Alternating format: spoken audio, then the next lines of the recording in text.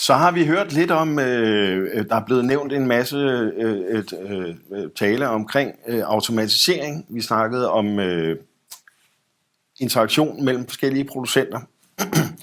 Og vi har talt om, hvor havner alle de her data henne. Hvor havner det her overblik, som den her visibilitet, som man skal have på tværs af ens infrastruktur. Og den havner jo så i det berømte CRM-system, som der har været nævnt nogle gange. Det her CRM-system her, det skal jo opereres af nogle mennesker. Og de mennesker, som der opererer det her CRM-system, det kunne eksempelvis være nogle kompetencer, som der man selv har, nogle sikkerhedsanalytikere, som der arbejder med det. Men man kunne også outsource det til eksempelvis Ateas Security Operations Center. Og med os i studiet har vi Gustav Rydmark, som er Security Architect i Ateas Security Operations Center. Vi kommer til at skifte til engelsk. Gustav sidder i Sverige. So Gustav, welcome and to our little session here. Gustav Gustav, you are a security architect in this. Yeah. How welcome, and could you tell us about your role in Atea Security Operations Center? Sure, of course. And I apologize for the language switch, but my Danish is occasionally terrible. So I think it will be best for all involved if we switch to English. So my role, as you mentioned, is a security architect. So I spend my days working with Atea's Nordic SOC and working with bringing new customers in, helping them establish a capability around security operations. So the discussions that we've been having today, discussions around automations, the capability to detect and respond, this is music to my ears, more or less. So I help customers with onboarding. I help our own SOC with processes and people and that sort of thing. And occasionally we also help our customers establish security operations centers and their own capabilities in their own environments. So that's my everyday life and role at Atea. Yeah, okay. So we some of our customers will have the opportunity and the resources to build their own SOC. And of course, we have our existing SOC at Atea. But could you give us a quick overview of your security operations today? Sure. So Atea has a Nordic SOC that is staffed by lots of different people. It's if you talk about all the resources involved, it's a couple of dozen people. There's analysts and threat hunters who sit in 2 geographical sites here in Sweden. And then there are SOC engineers and detection tool specialists, as well as customer security advisors who work both in Sweden and in our Nordic countries, so Denmark, Norway, Finland, and also the Baltics, to help our customers with different aspects. So we work around the clock, we work with use cases, etc. And I'll sort of walk you through some of the activities that we do and contrast that to capabilities that we think a customer should have as we go along in this discussion, I think. Okay. So what resources do you need? What goes into establishing a security operations center?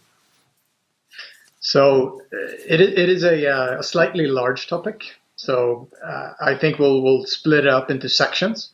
And those sections are we may as well conform to earlier speakers. So I think it would be useful to break that up into technology, people, and processes, much like some of our colleagues have talked about before.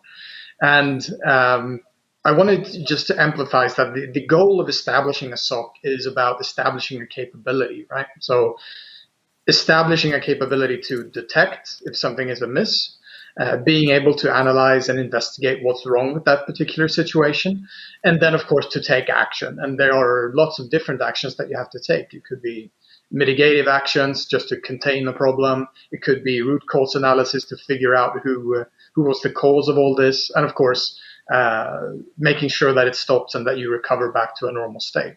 So during this little conversation, we'll talk about establishing that capability in lots of different ways. And I think we'll find when we go into the different aspects, sort of what are some considerations? What's the best fit for me as an organization? And I think I'll try to, since there have been some really good points from our earlier speakers, I think I'll try to contextualize those and put those into sort of an operative level and tales from the trenches, so to speak, on the importance of some of the topics that we've talked about today. So I think we'll split it up into technology, people, and processes, and sort of talk from the ground up. Okay. So that sounds good. We have the same red tape like we had in the earlier takes. Let's start with technology. What are important aspects there? Sure, and of course, so I'm going to try to do some nitty-gritty details, but at least give you some aspects, give you some pros and cons. Look at things that you might want to consider as established when you want to establish this type of capability. And of course, where it's proper, I'll sort of dig in if you should be looking at investing in this type of stuff yourself, or if you should pick that up from somewhere else and get assistance in different ways. So let's start with technology, as you mentioned. There are a few things that I would like to talk about. The first one is scope. And we've already talked about that. Christian and Jesper talked about the importance of use cases, and I'll get into more of that when we talk about processes. But you can already, when you're talking about technology, one of the dumbest ways of establishing a security operations is to say, I want to see everything. That's akin to, if you liken that to physical security, I want to have cameras everywhere. That's typically not how you do it, right? You want to have a framework to discuss what's important for me to know, and what's the reason for collecting a certain type of data? Why do I want visibility into this type of technology or this process, or etc.? And that's where use cases come in. And those use cases shouldn't come out of the blue. They should, of course, come from a risk conversation like Tom talked about in our first session. And I'll get into that when we talk about processes. But when we talk about technical scope, I want to be able to, on a log level or on a data type level, be able to point to that specific type of data and say, okay, here's the reason I'm collecting this type of information. Because everything else is noise. If you're not using data for a certain type of incident, or you're using it to enrich and get context into a certain type of incident, the rest of it is very easily just noise that you have to filter through when you're conducting your work. So scope is very important, and a mission statement that can be boiled down to technology. The second step is functionality, or the second aspect. Functionality is a big topic, lots of different things to talk about, but some of the key terms that we've talked about here today are, you have to focus on context, you have to focus on enrichment, and as we talked about, time to detect and time to respond. A theme when you're working with technology in a security operations center is doing more with less. So I'm ecstatic to hear that we talked so much about automation and security orchestration, automation and response, so SOAR platforms and that sort of thing. Because you have to be able to, with a relatively small crew, do a lot of work, and it has to be fast. And you have to have this capability around the clock. So it's important to be able to get technological enrichment of data and getting that context that Jesper talked about with, if you get something on an email client that spreads to more people in different mailboxes, being able to look at endpoints and seeing the entire kill chain, you're working on a matter of seconds or minutes. So you have to be able to get that enriched information quickly. So look at functionality of the tools that you're going to be working with. And we'll talk more about a sense of urgency when we get into processes, but evaluate what functionality you need to be able to support that capability.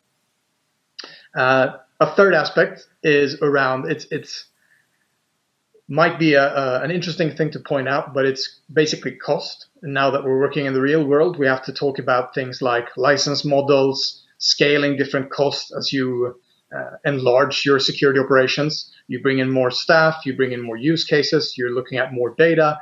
How do the scales tip back and forth depending on what type of security operations you're running? So you have to consider that when you're working with technological platforms. You also have to think about the platform itself. The platform itself is probably going to be expanding, and we'll talk about more about that in a second. But you also have to think about more concrete things, Like, for example, if you're working with a hybrid environment or an on-premise environment, you have to think about things like actual physical security. So where is your data going to be hosted? Where are the personnel that are going to be working in the security operations center going to be sitting and doing their work? If you want to get really serious about it, you have to think about things like people being able to listen in through the walls, radio disruptions, that sort of thing. So physical security comes into it, and having dedicated spaces for conducting security work. And this is usually at the point where I bring up again that depending on what sort of security operations you want to establish, what sort of capability do you want to get to, it's important to take all of this in steps, right? So you don't have to do camouflage and military grade facilities from day one, but you have to be able to think about what is the end state, what is the goal when I want to establish this type of operations and capability. And the last aspect I'll touch on with technology is, again, that thing of extending the solution, because as soon as you get eyes on screen and your team starts working with the types of incidents that you've decided on, and you start working with enrichment, getting more information, you want to know more, you identify the dark spots and you start collecting more information. And that has to be, your platform has to be able to scale up and down as your internal requirements go up, but also as the organization that you're working for decides that, well, this is important to me. You have to be able to tell me when something's wrong with this. You have to extend your platform's capabilities to work with that. So how the technology scales up and down with your processes and people is important when looking at technology. And of course, I could literally spend days talking about this, but I think those are some of the most important aspects when we're looking at technology to support Security Operations Center. Good. So we talked a little about ambition. We talked a little about scalability and technology. How about the processes? How do they come into play? Sure. And this is one of those cases where my fellow technicians will throw sharp things at me, but the technology itself is, I wouldn't say useless, but it's very missionless unless the processes and the people utilize that technology in a good way. And since you're doing it on a 24/7 operation in most cases, the processes that work within those, on top of those technologies, are probably the most important aspect of these three that we're going to be talking about. You have to be able to talk about, for example, implementation. We'll start at the start. If you're looking to establish this capability, you have to, if you want to establish that sort of capability entirely on your own, you have to do quite a bit of work in planning what processes to establish. So you have to do a technical implementation, you have to establish a lot of different processes, but you also have to think about how is this going to run over the long term, and you have to establish those processes that are going to be working with that. And I'll get into some of the subtopics of that, but I just want to point out that when you want to establish this capability, the implementation of that, those processes and that capability is quite a large amount of work if you're going to be doing it all by yourself. So you basically, my operational level hint there is make sure that your onboarding plan, your implementation plan actually brings up all the points that you need, because otherwise you have to fix that when you're already up and running, and that is much more painful in most cases. So let's talk a little bit about urgency. I mentioned that when we talked about the technology aspect, but you have to look at what is my sense of urgency in different types of cases. You have to be able to identify where can you move fast, where can you move slowly, what sort of things take time in my organization, what sort of things are very rapid. So that harkens back to the technological side, like automation and things like that, but it also harkens back to the people involved. So do you know that this particular playbook for this particular use case is quick?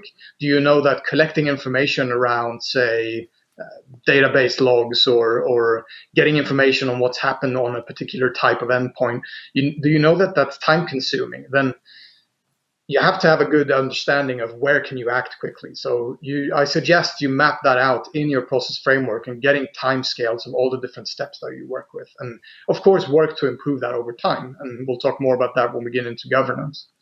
So a sense of urgency and being very, even if you're establishing a capability entirely by yourself, you should be honest about where can you work quickly and where can you work, what takes a lot more effort and time to work with.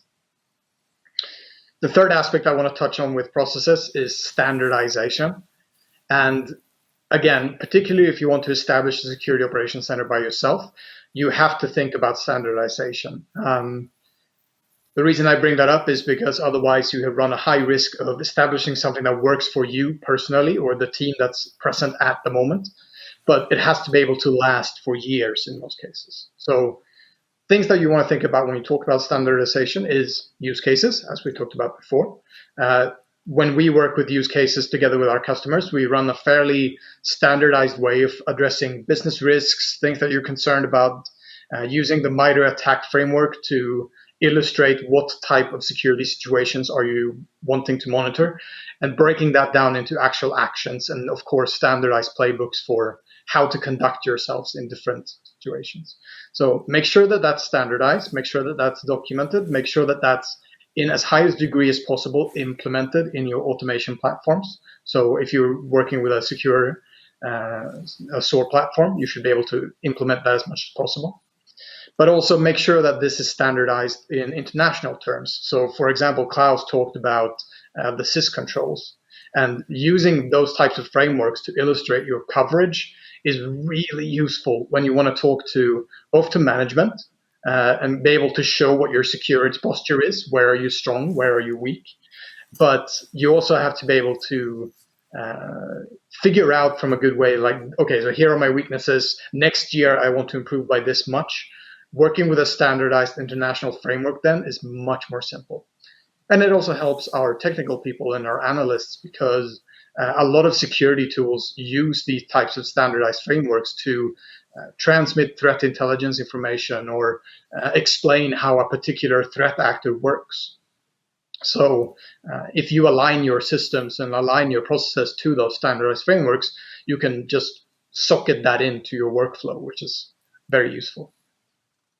The last thing I want to talk about in regards to processes is follow-ups and governance. And to a very large degree, the work is not finished once you've established a security operations center. There are a lot of things that are continuously running. You want to be able to, there are a lot of people who, when I spoke about our organization earlier, a fairly small amount of people are working as analysts and threat hunters that do the continuous security monitoring, but there are a lot of people around that particular process. So people who talk about improving playbooks, improving your processes, improving your people, working with engineering and the platforms. So there are a lot of continuous cycles that work around your detection capability and your response capability. And you have to make sure, if you're doing this entirely by yourself, you have to make sure that all those continuous processes actually exist, because otherwise it doesn't take that much time before you you lose your edge in the security monitoring, or you're looking for things that are no longer relevant to the organization that you're working for. And again, that should be your number one priority when you talk about risk and that sort of thing. And I think that's, again, there are a lot of topics to discuss, but I think that's what I'll say in regards to processes when you want to establish this type of capability. You talked about the people, the people involved that are going to follow these procedures and use this technology. What kind of people resources are needed to run a security operations center? Sure. So as I explained, and again, by no means do you have to mirror the types of roles and capabilities that we have. It's very much something that you can stage over time, and it's something that you have to adapt to your particular organization. But just to give some common people and some common skill sets that exists in a lot of secure operations centers, you typically have analysts. Let's start with the people doing some of the most important work. Analysts can get split up into typically triage and analyst steps, where it's a bit of a different skill set. You have to be able to be quick on the ball, make quick, accurate assessments based on the information available. That's something we call triage. You have to be able to sort of dig down and look for details once you're given more time to work with a particular case, and that's typically an analyst role. Then there's the third type of security personnel, which is the threat hunting role, which is usually a dual role where you have to be able to pick up incidents that require your particular expertise, but it's also much more working, let's call it freeform and proactively. So, for example, if you know from threat intelligence that something is going on in the world, you have to be able to conduct investigations and look for signs of that particular problem in customers that are where your regular detection process hasn't detected anything yet. So you're working proactively, doing investigations ahead of time. So that's another particular type of skill set. And of course, supporting this particular process are things like security advisors. Again, if you're establishing this capability by yourself, this would be a role that talks a lot to your own organization, both to make sure that the security analysts have all the enrichment information that they need, because you can't make the correct priority decisions if you don't talk enough to your own organization. But if you're working in a service capacity like we are, of course, that becomes even more important since you're working with a lot of different organizations. So somebody who continuously works together with the rest of the company is a key part. And of course, supporting all of this is a lot of type of technical engineers. So people who work with certain types of systems like the Active Directory and whatever protection systems that you have, but also working with the detection tools that you use.